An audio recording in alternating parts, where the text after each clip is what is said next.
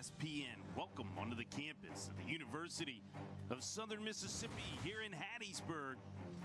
And it's Sunbelt Conference baseball. The Chanticleers of Coastal Carolina and the Southern Miss Golden Eagles, both teams atop the Sunbelt Conference standings. And oh, what a pivotal matchup we've got for you this weekend. Welcome inside our broadcast booth. I'm Jason Baker, alongside my color analyst Cliff Russum and Chris Kirtland. And Cliff, you mentioned those Sunbelt Conference standings for both of these ball clubs. And boy, I tell you, this weekend's games loom large in the standings. Yes, sir. Here we go. Look, this is one we've had circled on the schedule since it came out, Jason.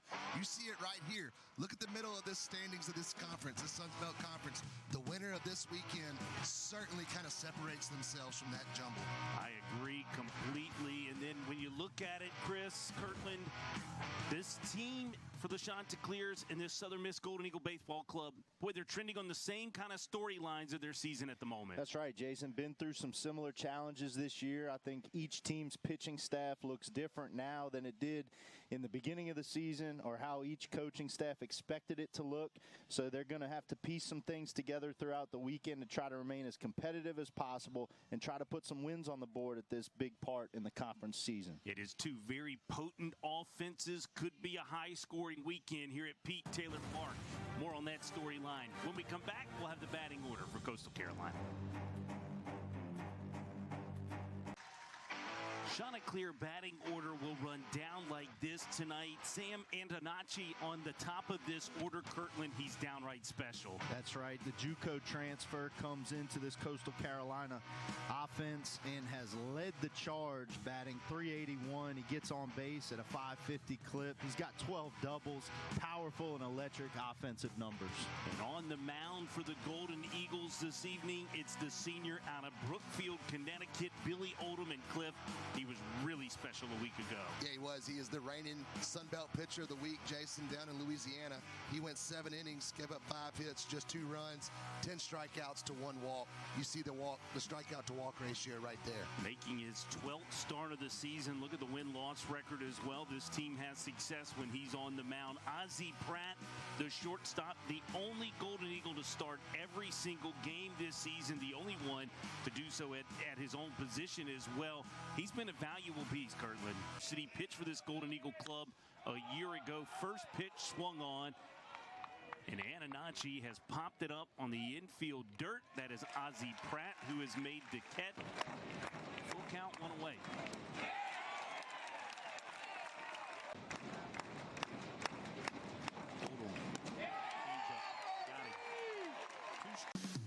Golden Eagle batting order in Kirtland. Gabe Broadus beginning to add some depth down in that 9-hole. Couple of game-winning wins in the last 2 or 3 ball games that he's played. That's right. In the ups and downs of a baseball season, it's a long year, and you look for guys to pick the lineup up at different times in the season. And here lately, it's been Gabe Broadus having a really hot last 10 games, as you see his statistics there.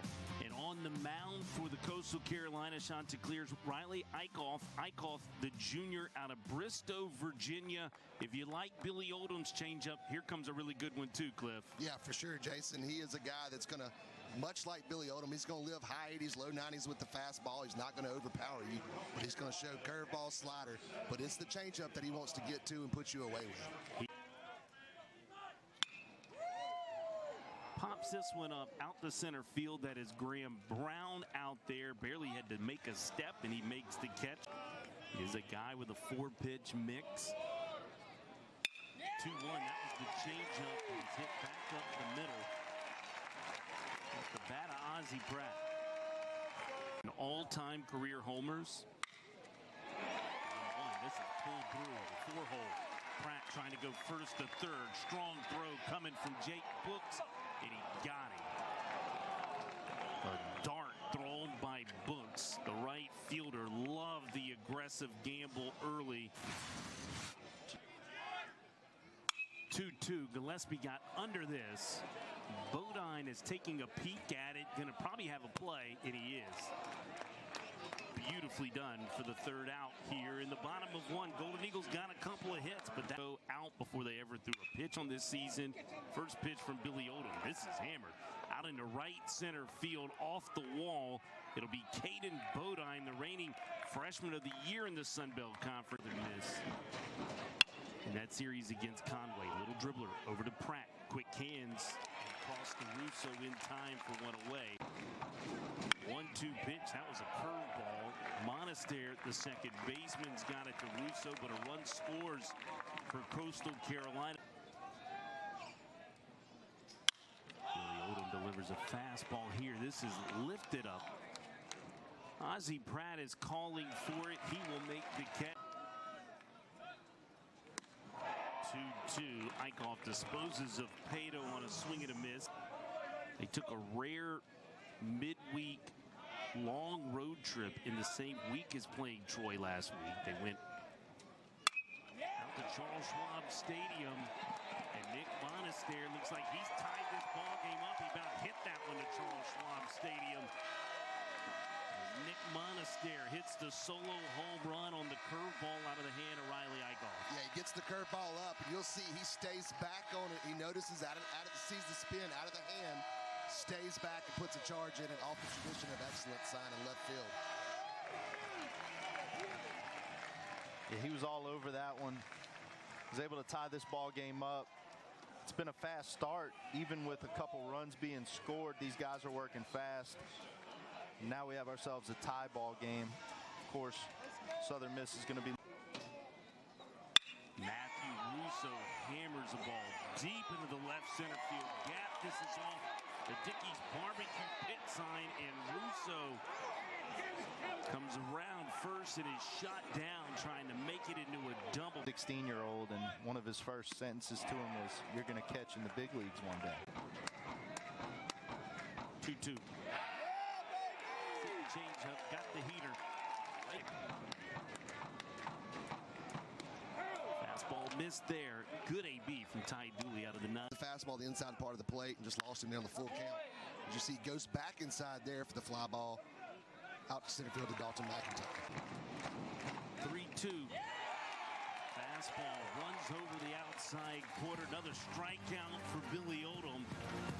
For the Golden Eagles, the manager for the Golden Eagles, also getting to celebrate his birthday. There is nowhere else on earth Christian Nesser would want to be right now. And right alongside that dugout, Christian Ostrander informed me today, that's a 4-year manager that's fixing to roll back into 2 more years of getting that opportunity to be a manager for the Golden Eagles, as Gabe Bronis has lifted one out into the outfield. Running it down is Sebastian Alexander to the left. 2 junior colleges that have rich traditions. McIntyre pounds this one through the middle. He's going to turn on the Jets and stand up at second base. There's just 2 innings at bat so far tonight on a Friday night. And now it's an offense that has come into shape. And right on cue, Slade Wilkes continues his 18-game hit streak to 19. Dalton McIntyre slides in at home, and it's a 2-1 Golden Eagle lead. Than 90-91 miles an hour, they can spot it all. Davis Gillespie underneath this one. Sebastian Alexander runs over. We got him an opportunity. It was our first time for any of us to talk to Gary Gilmore, as the first pitch of this inning is lifted to left. Davis Gillespie is out there, and underneath it. As a group, as a team, we can be the best team, and we can win games together as a unit. Coastal Carolina has responded. 416 feet worth. That's the man again, Caden Bodine, hammering that ball 104 miles per hour out of this building. And we've got a tie ball game, 2-2. See, gets the fastball right here down in the zone, just gets the barrel through that zone right there, and he does not miss as he crushes that baseball. Chanticleers have 2 hits in this ball game. They have all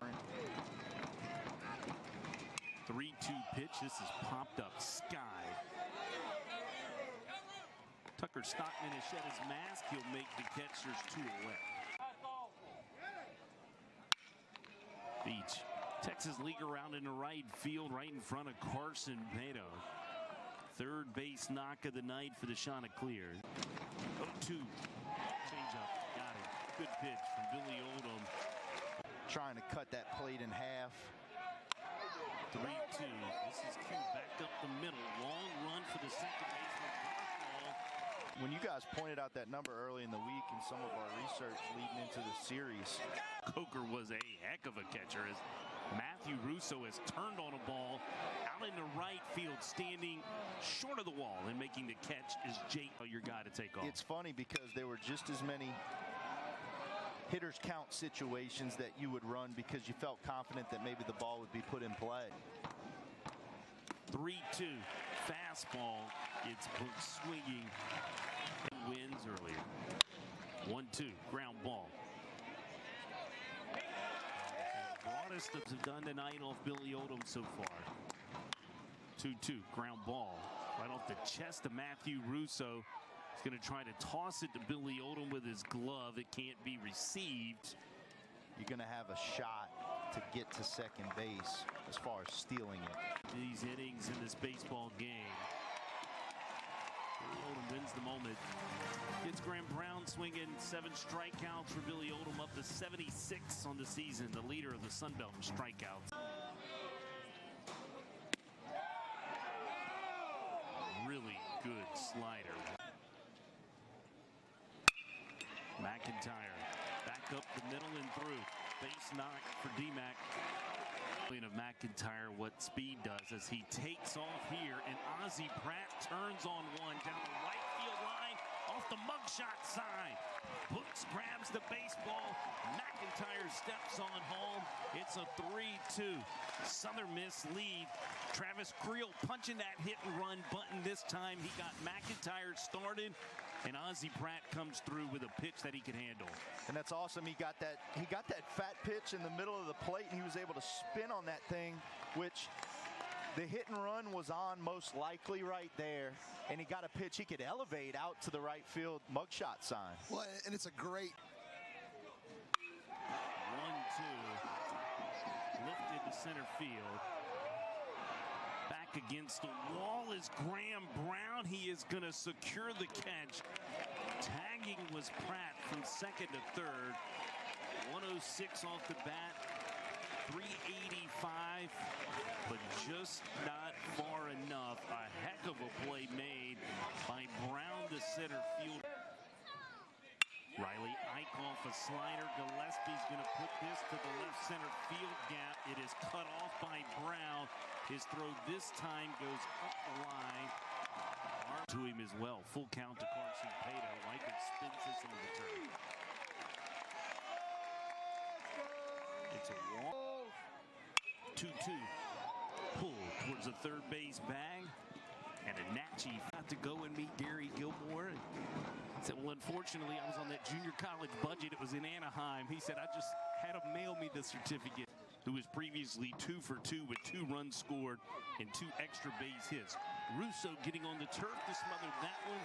Little PFP action as he 1-2 from the Brookfield, Connecticut native. Beach checked his swing. They're going to say he swung all the way around. A throw from Tucker Stockman is down and in time. I think Zach Beach thinks he tipped it. But instead, they say he goes around. It's a strikeout for Billy Oldham, his 9th of the night. Here's another look as we head to break. Yeah, I think the argument was, why did you not ask for help right there? Gary Gilmore wasn't happy. And you can early in the year. Russo chops one into the turf. It's over to Barthol, the second baseman. Clean second batters of innings tonight for the Golden Eagles are 4 for 5. Now 4 for 5 with a walk as Tucker Stockman heads down to first base. That's Weicker talked about the national championship earlier that we won at Jones in 2016. Balls, 2 strikes. It's Tucker Stockman who walked over at first.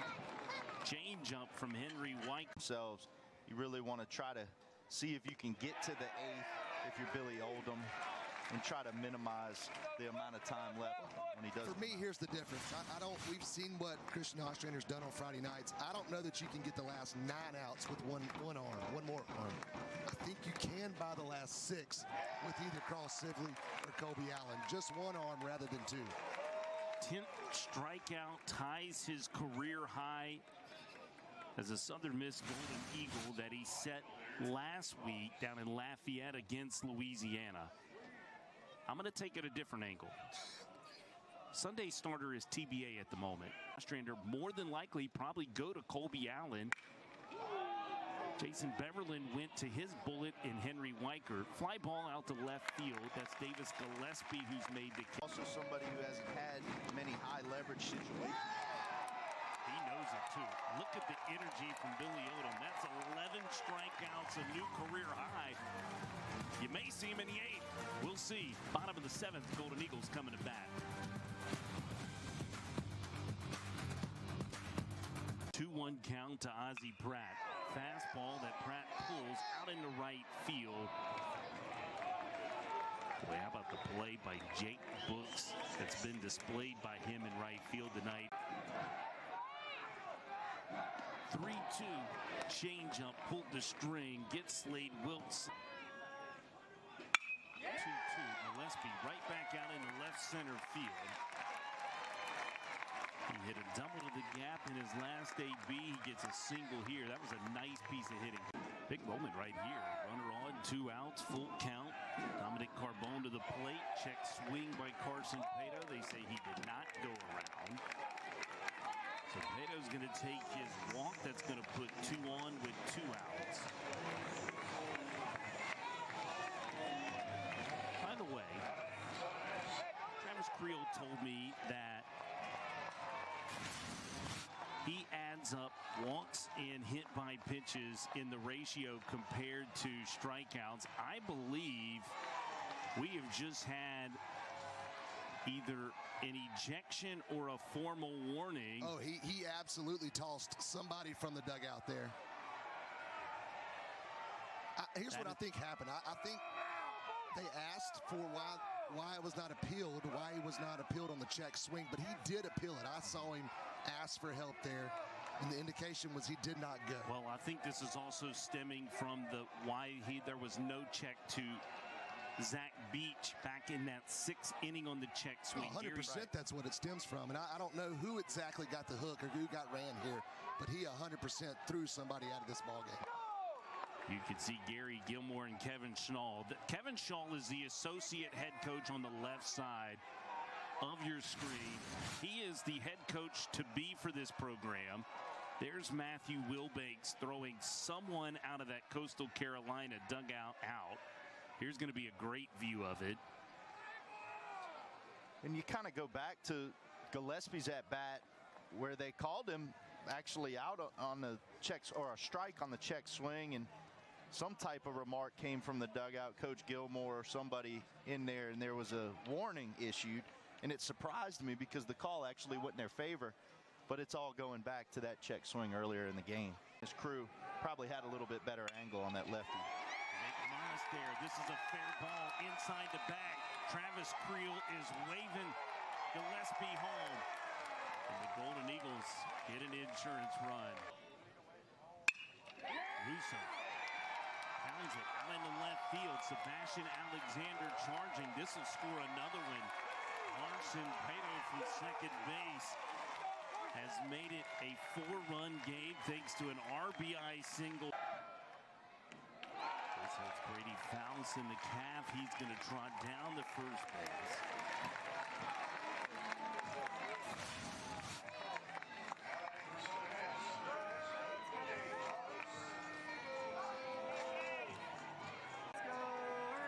So 2 balls, 2 strikes, 2 outs. Good pitch. Gets Broadus swinging, but not before. What a night from this man. Billy Odom, the Friday night starter for Southern Miss. Cliff, what was it? Well, look, it's what we've become expected from Billy Odom. We saw it last week as he is the reigning Sun Belt pitcher of the week, Jason. And you've seen it right there. He had every pitch working. He's down in the zone. He had 11 punch outs, but he made big pitches when he needed to. He kept this Coastal offense. They are 0 for 3 with runners in scoring position. To hold this offense to 4 hits is quite impressive. And he gave his team exactly what they were looking for on this Friday night ball game. New pitcher into the game is Cross Sibley, the sophomore from Sumrall. The lefty comes in. Good numbers on this season for Cross Sibley. He's a guy who has pitched some high leverage innings for this ball club. Those are his numbers on the year. 3 saves, 19 appearances, the 3.74 ERA, just 6 walks to 37 Ks. And as you see, 8:30 on the time. Full count payoff pitch from Cross Sibley goes wide to Ananacci, and he heads down to first. The fifth. 2-1. This is lifted high into the night sky. Pratt racing back all the way out in shallow left field. He will make the 3-2 curveball missed wide. And that's 2 walks in the inning. 2 on, 1 out, top of the 8th. Ground ball. This is taken by Broadus. Smart move going the short way. Heads up play. Broadus is going to get the force, and they're going to call runners interference on the lead runner. It'll be a double play. The indication from the third base umpire, Scott Chesser, was that his arm was waving in interference with the throw by Broadus. That was the signal given by Scott Chesser. In that situation, though, is just that lead runner not out. I'm not sure they give you the force out as well. I believe that's the conversation that's being had by Brian Hale, and they're going to say they're both out. And here comes Gary Gilmore. Gilmore out for his explanation here in the top of the 8th. We'll hold the break for just a moment as they're going to give Gilmore the explanation. Pay attention on the left side to Scott Chesser. They're saying the wave of that hand was the runner interference immediately called.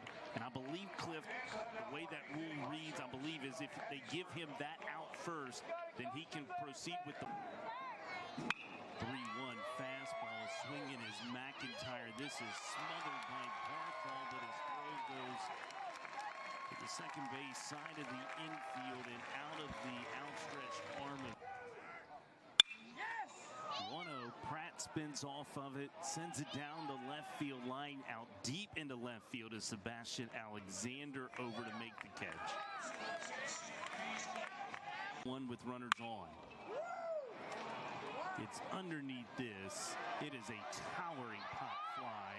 Out to make the catch is tight to his credit tonight to the left center field gap. And he's going the other way with it this time into the right center field gap. They're probably going to wave McIntyre, and they are. Dalton McIntyre will slide in. That's just a huge run for the Eagles, and there he is again, Gillespie splitting the gap, driving a run in. And after Sibley got out of that jam last inning in a unique way, to be able to add another run to the board here is a major piece here heading into the top of the 9th for the Eagles.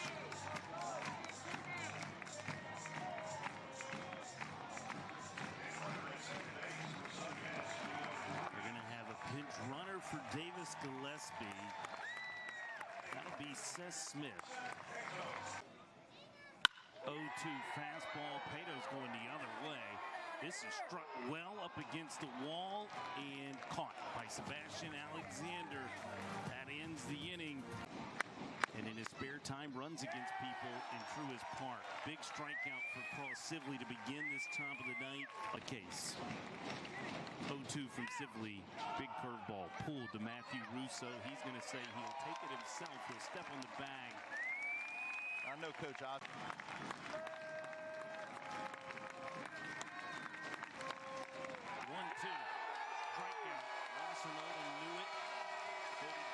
defensively. Perfect night. Golden Eagles get the win, 7-2. They are 7-0 in Game 1 home games this season. And that trend continues tonight. They get a big win over Coastal Carolina. Kirtland, your thoughts on the performance? It was one of those games where Southern Miss pretty much played a perfect ball game. They pound out 15 base hits and score 7 runs on a Friday night. Billy Oldham laid it all on the line, and Sibley finished it off. Yeah, great pitching, timely hitting. That's just a formula for success typically, and you see the Golden Eagles getting it done. Game 1. I expect 2 close games to follow, JB. What a night it was at Pete Taylor Park. As billed is what this series is playing itself out. Southern Miss wins Game 1, 7-2. Each team threw a couple haymakers early. There's a crooked number in the 5th and the 7th for the Southern Miss Golden Eagle Club that grabbed control. For my color analyst, Cliff Russell, for Christopher Kirtland, for our statistician, Marty Wyndham, on behalf of Lee Field and our entire production and camera crew, I'm Jason Baker saying so long and good night. Game 1 goes to the Golden Eagles.